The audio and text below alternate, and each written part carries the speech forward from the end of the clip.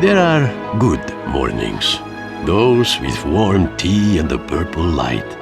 Then there are mornings without tea, or any light at all, where you wake up and find your fortune lost, taken from you, possibly forever.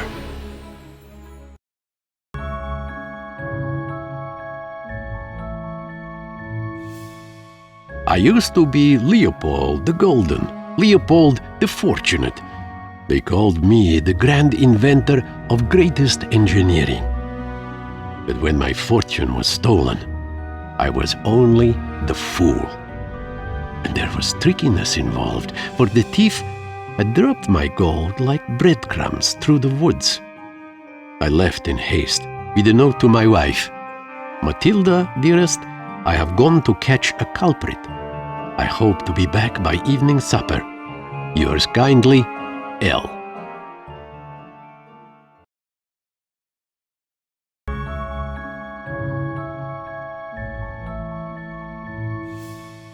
Before I went deeper, I paused to imagine the thief. Cousin Victor was a suspect. His moral compass twitched like broken clockworks when gold was near. But Aunt Olga had passion.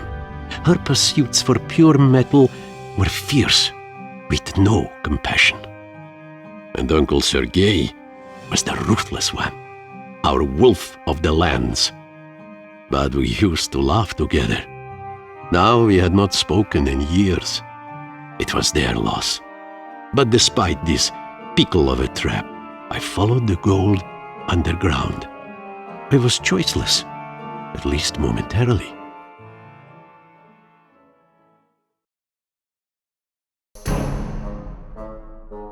I approached Cousin Victor's port. He used to be a treasure hunter, splitting the oceans for fortune lost. But a violent storm tore his ship apart. We assumed he was torn as well. But he came back, barely living. He was himself a wreck after this, quiet at home with his wife and children. He declined my offer to build him a new ship. I told him he should not fear to sail the oceans again. He told me I should go away and not come back. Now perhaps his sight was set on the greatest treasure he never found. My gold.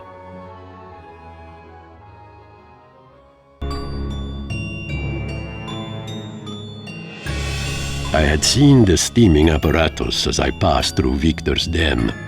He was shifting like a slumber shadow. He used to keep the lands in order. That was the part he played in our world. But now he seemed out of order. This explained why things were getting wildish, with traps and thorns growing out of every corner. But the apparatus was of no concern to me. I was looking for Cousin Victor.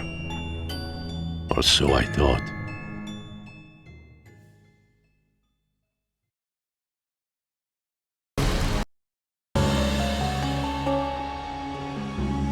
The trail continued into Aunt Olga's lands.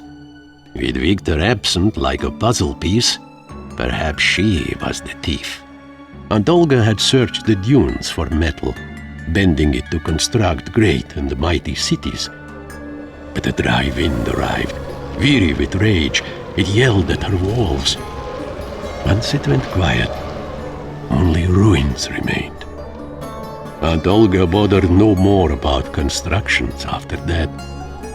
I offered to help her restore her designs. I said she would be empty if she didn't. She said I was one to talk. I should take my gold and go. It made sense. She did not want only the gold I offered. She wanted it all.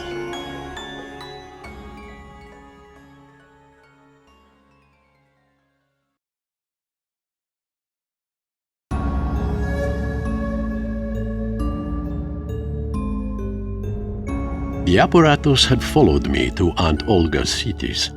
He was watching me. Who was he to judge? He was devouring metal like any of us. He required it, like we needed blood to our hearts. It would not be my fault if the apparatus's heart stopped. The lands were drained from metal, but it was not my doing. But without him, the world would be blunt and cold. Order would unbalance.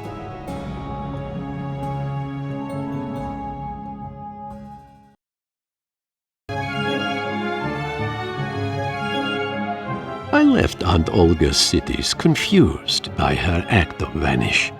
The trail continued into Uncle Sergei's mountains. He was a trader, draining the metal from the mountain, selling it to whoever and whatever. Sergei drilled deep and hit the core of the world. A storm came down and collapsed his mines. His crew died, his wealth was gone, buried under the rocks. Uncle Sergei went mad. He settled by a lake, where he spent his days writing, swimming, and sleeping. I offered to help him restore his trade. I said he would remain insane if he didn't. He said I was the mad one, and told me to disappear and take my gold with me. Of course, he'd been scheming to steal my fortune instead of drilling for new. Ruthless, like the wind through Uncle Sergei's passage.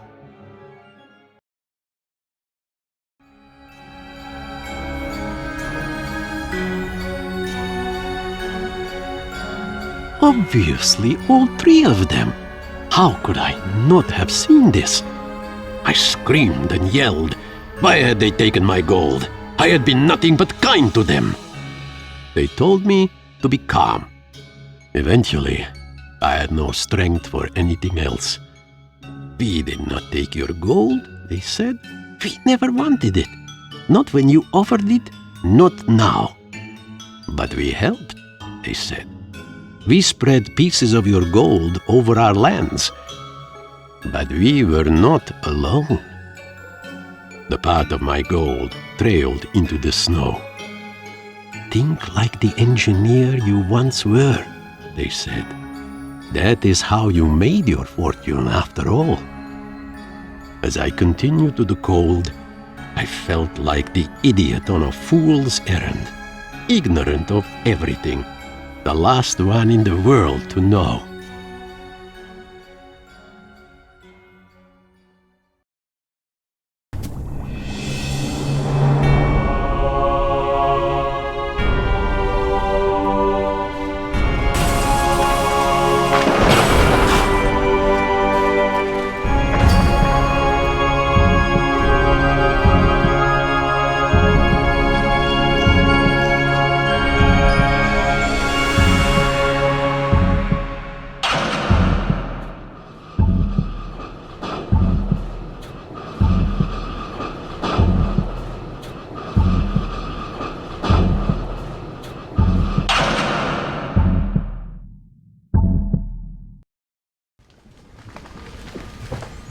There went my gold, into the belly of a steaming machine.